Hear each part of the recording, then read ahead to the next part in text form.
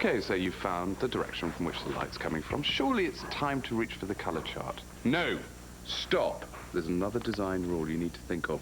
What is the use of the space? What is the identity of the space? Is it for relaxing? Is it for sleeping? Is it for the family to get together? All of these functions have a bearing on the appropriate color to use.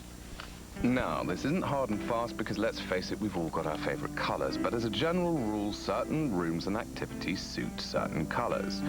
Busy family kitchens work best with cool, relaxing colors. Trendy singles can take more drama. And bright colors don't always work in bathrooms, not if you want to soak in a calming bubble bath, and let's face it, who doesn't? As for bedrooms, want a good night's sleep? Think before slapping on manic yellow, orange, or red.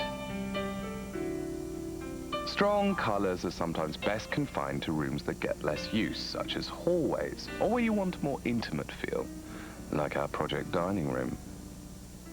This room is an evening room, and it can take colours that come forward to meet you and give you a bit of a cuddle. In fact, I think most of us notice that strong colours like yellows and reds actually have a physical impact on the way that we feel about a space.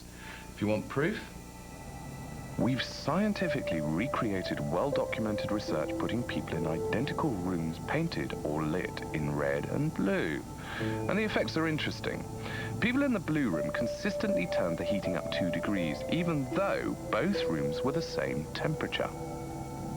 I felt like when I went into the red, I felt really warm, really comfortable, and the blue just made me feel quite cold, and I wanted to get out of it. It felt quite uneasy, actually. In the red rooms, brainwave activity of people increased, as did arrhythmia, heightened variation in heartbeat, and even sweating. Blue, in contrast, led to higher alpha and delta waves, brainwaves associated with relaxation. It's called chromodynamics. Wow.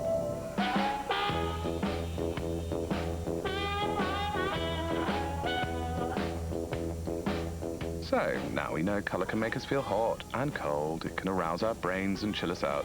Surely it's time to go shopping. Years ago, when paints were made from ground-up natural pigments like these, there was a pretty limited choice. I mean, the ancient Britons had woad and not much else, whilst the Romans stuck to red, white and gold.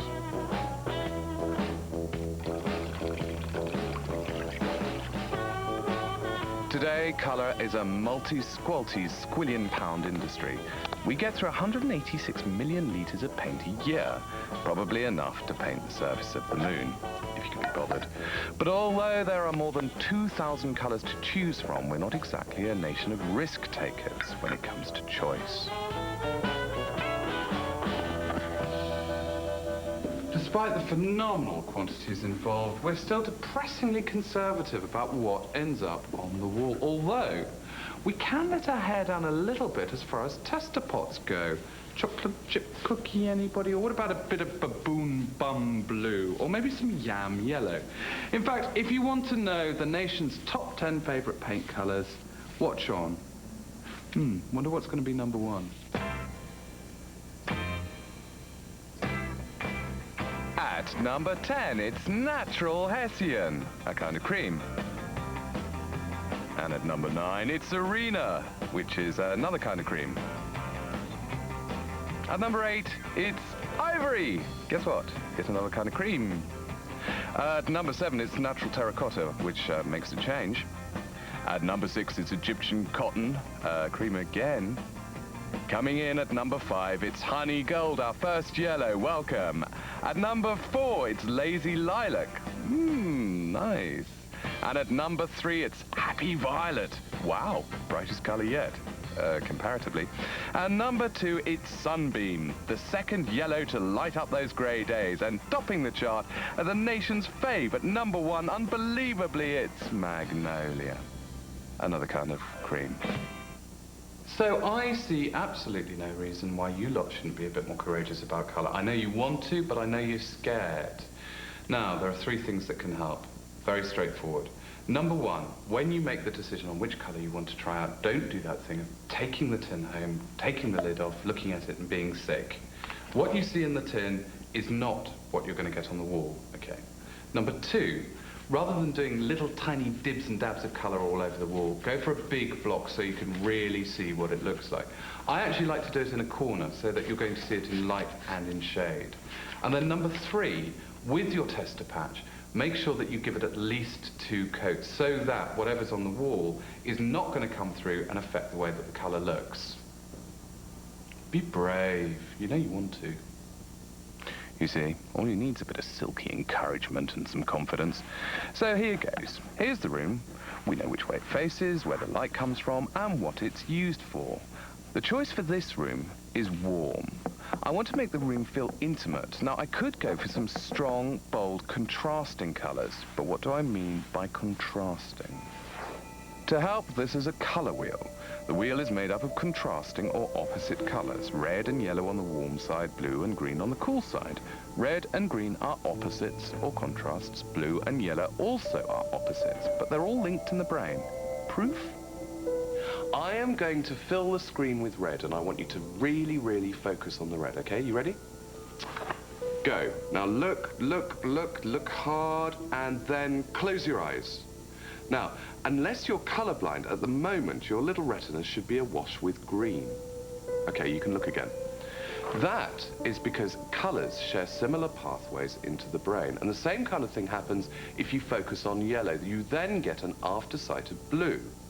Okay, so red is the opposite of green, blue is the opposite of yellow, and orange is the opposite of purple.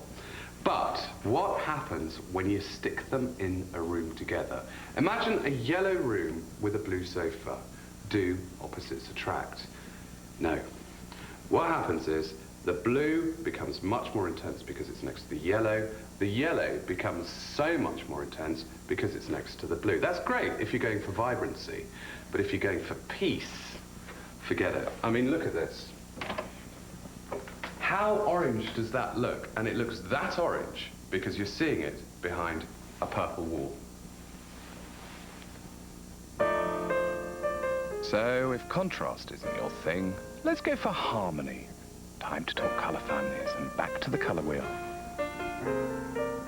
Colours that live next to each other on the colour wheel are called families. They share similar characteristics. Take yellow and blue, mix them together and you have green. So azure, turquoise, sky, aqua, emerald, lime, olive and lemon are all in the same family. The same would be true of yellow, orange and red, or red, purple and blue. Each colour also has tone. Now stick with me here. It's not magic, it's quite straightforward. See colour in black and white. Look at the tonality, i.e. the darkness or the lightness. If you're trying to put different colours from the same family together, provided they are as dark as each other or as light as each other, they will unfailingly work. And what happens when you simplify things even further? And you just get tonal. Instead of the complications of decorating with different contrasting colours, why not just pick one colour? Tonal decorating using different shades of the same colour, say reds, pinks, or as here, beiges, might mean that you end up with a bit of a sludgy soup with very, very little definition to it. So texture becomes terribly important, or otherwise, how will you tell what's a sofa and what's a coffee table?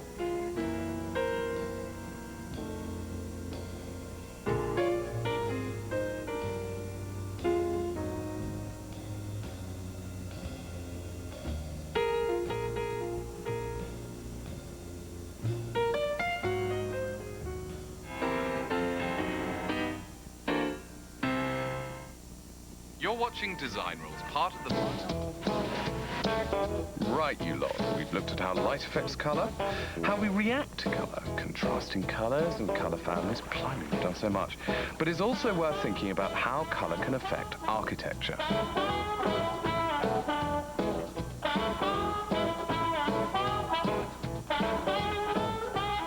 The use of colour can actually help with the proportions of a room. This room has beautiful proportions, lovely high ceiling, but if it was more squat, What I'd do would be to take the wall colour up onto the cornice or the coving, literally steal a couple of inches from the ceiling, which will make the wall feel taller. In this instance, I'm actually going to paint the ceiling and the cornice the same colour, and then the wall from there down. Extravagant, but worth it. Obviously, when I say I'm going to paint it, I mean he is.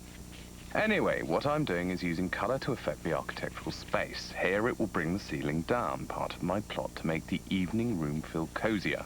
But there are other techniques, or optical illusions. If you're in the extraordinarily lucky position of having a room too large, like this one, you can use strong, bold colours that advance, appearing to bring the ceiling and the walls inwards. And then there's colour blocking, drawing attention to an architectural feature with a strong or different colour and a neutral border. Now, that sounds hugely designery, but when you think about it, most of you are doing that at home already. Look at this rug. It's eye-catching, it's a vibrant colour, forcing your eye into the middle of the floor. The neutral flooring around it blurs, it disappears, making the room feel bigger. So what happens if you apply this kind of principle to a wall? Well, it's the same as the rug, really. Blocks of strong colour advance, allowing the neutral colours around to recede, stretching the room away into the distance.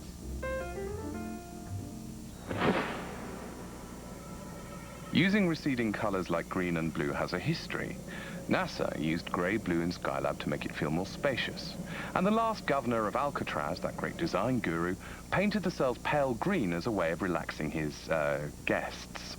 Which brings us neatly to how colour can affect mood.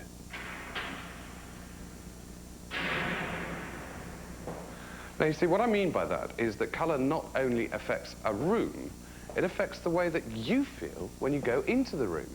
Probably something to do with brain waves and wavelengths. But what I'm saying is that colour and mood are linked. I love it when a plan comes together.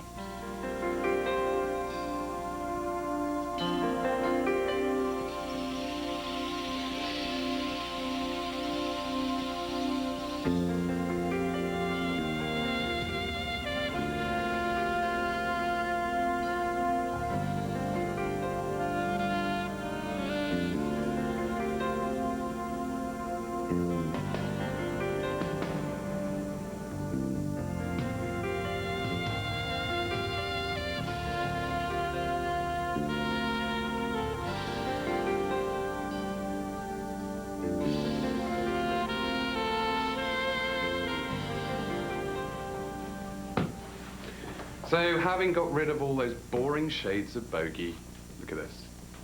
A gorgeous, fruity, warm evening space, which is specifically calculated to rebalance the green light that gets bounced into the room from the grass. And it also goes to show that as long as you stick within your colour family, there's no end to it. I mean, I could go on and on and on. More aubergine, pomegranate, ruby, amethyst, all of the shades from the warm half of the colour palette.